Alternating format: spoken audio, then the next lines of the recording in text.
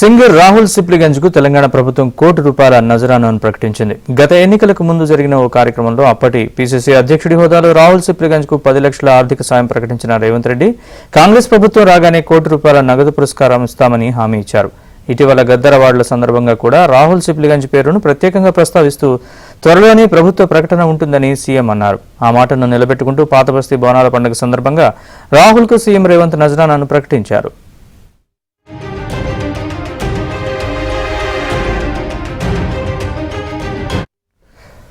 పాతబస్తీ కుర్రోడిగా మొదలైన రాహుల్ ప్రస్థానం RRR సినిమాలోని నాటు నాటు పాట ద్వారా అంతర్జాతీయ స్థాయిలో ఆస్కార్ దాకా వెళ్లింది. సొంత కృషితో ఎదిగిన రాహుల్ తెలంగాణ యువతకు ఆదర్శమని సీఎం రేవంత్ రెడ్డి అన్నారు.